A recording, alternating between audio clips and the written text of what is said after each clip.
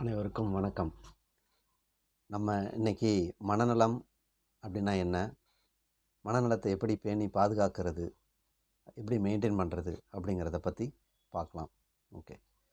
இறைவனோட படைப்பில் பல்வேறு உயிரினங்கள் வேறு வேறு குணாதிசயங்களோட இருக்குங்க.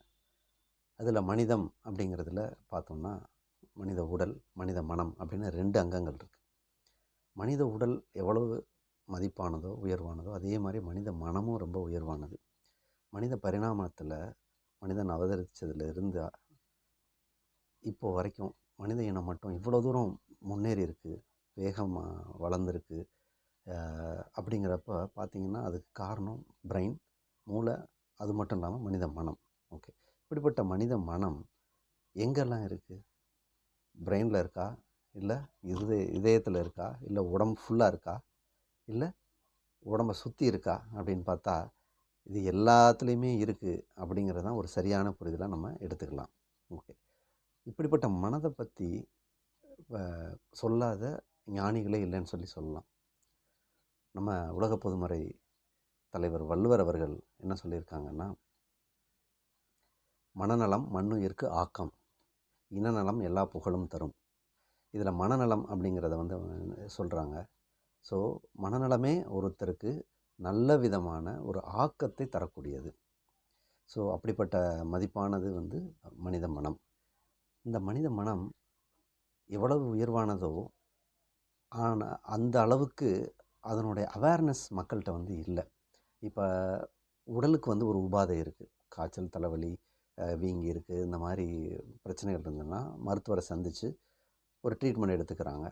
அதே நேரத்தில் மனித மனம் சம்பந்தமான சில குறைபாடுகள், ஃபார் எக்ஸாம்பிள் ஒரு பதற்றம், மனசோர்வு, மனத்தாழ்வு, இந்த மாதிரி மனம் சம்பந்தமான சின்ன சின்ன பிரச்சனைகளோ அல்லது இன்னும் கொஞ்சம் அதிகமாக உள்ள மாதிரி பிரச்சனைகளோ அதுக்கு போதுமான அளவு மருத்துவரை அணுகி பார்க்குறாங்களா அப்படின்னா இல்லை.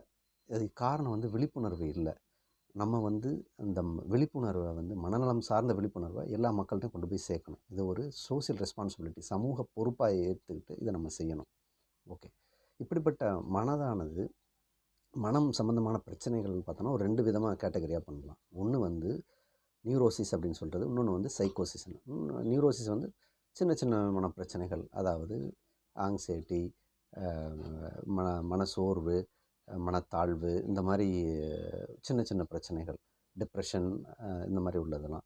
இது கொஞ்சம் அதிகமாக போனால் ஸ்கீசோஃப்ரெனியா, அப்புறம் ஓசிடி, இந்த மாதிரி கொஞ்சம் அதிகமாக உள்ள பிரச்சனைகள்லாம் பார்த்திங்கன்னா அது ஒரு ஸ்டேஜில் அதிகமாக இருக்குது. இது எந்த பிரச்சனையாக இருந்தாலும் ஒரு மனநல ஆலோசகரை, ஒரு மருத்துவரை போய் சந்தித்தோன்னா அதற்கான ட்ரீட்மெண்ட் தனியாக இருக்குது. அதை சில விஷயங்கள் தெரப்பி வழியாக, அதாவது மருந்து இல்லாமலே சரி பண்ணிடலாம். சில விதமான மன சொந்தமான பிரச்சனைகளுக்கு மருந்து சாப்பிட்டா தான் சரியாகும், அந்த மாதிரி இருக்குது. ஸோ அதை இப்போ மனநல மருத்துவரை சந்தித்து அதுக்கு தேவையான ட்ரீட்மெண்ட்டை சீக்கிரமே எடுத்துக்கிட்டால் சரியாயிடும். ஓகே. இப்படிப்பட்ட மனநலத்தை நம்ம எப்படி பேணி பாதுகாக்கிறது அப்படின்னா, ஃபஸ்ட்டு ரொம்ப சிம்பிளான ஒரு லிவிங் வாழ்கிறதுக்கு நம்ம பழகிக்கணும். மனதை ரொம்ப லகுவாக எளிதாக வச்சுருக்கணும். ரைட்டு. ஹாப்பியாக வாழ்கிறது தான் மனித வாழ்க்கையோட ஆக்சுவல் கோலே, இல்லைங்களா? அப்போது அந்த ஹாப்பியாக இருக்கிறதுக்கு என்னென்ன நம்மளால் முடியுதோ அதெல்லாம் பண்ணலாம். ரொம்ப சிம்பிளானது, நல்லா நிம்மதியாக தூங்கணும். 8 மணி நேரம் 9 மணி நேரம் தூங்கணும் ஒரு நாளைக்கு, மேண்டேட்டரியாக வச்சுக்கணும். யோகா அல்லது ஒரு ஸ்பிரிச்சுவாலிட்டியோட ஏதோ அட்டாச் ஆகிருக்க மாதிரி விஷயங்கள் பண்ணணும். மெடிடேஷன் பண்ணலாம். ஃபிசிக்கல் எக்ஸசைஸ் கண்டிப்பாக ரெகுலராக ஃபாலோ பண்ணலாம். அதுவும் ஒரு விதத்தில் மனதுக்கு ரொம்ப உறுதுணையாக இருக்கும். அதாவது உடலில் ஒரு பிரச்சனைனா மனதை பாதிக்கும், மனதில் ஒரு பிரச்சனைனா அது உடலை பாதிக்கும், இல்லையா? ஸோ உடலை நம்ம சரியாக வச்சுருந்தோம்னா அதுவே மனதையும் சரியாக வச்சுக்கிறதுக்கு நிறையா விதத்தில் ஹெல்ப் பண்ணும். ஓகே. இது தவிர ஒரு கிராட்டிடியூட் இருக்கணும் நம்ம. ஸோ கிராட்டிடியூட் ப்ரேயர் அப்படின்லாம் இருக்குது. ரைட்டா? இந்த மாதிரி ரொம்ப சிம்பிளான விஷயங்களை நம்ம லைஃப்பில் ஃபாலோ பண்ணோன்னா மனதை நல்ல விதமாக நம்ம பார்த்துக்கிற முடியும். இது எல்லாமே பார்த்திங்கன்னா ஒரு ரொட்டீனாக வச்சுருக்கணும். சிம்பிளாக ஒரு தடவை ஃபாலோ பண்ணிவிட்டு அப்படியே விட்டுறாமல் தொடர்ந்து நம்ம ஃபாலோ பண்ணோன்னா அதுக்கான பெனிஃபிட் கண்டிப்பாக இருக்கும்.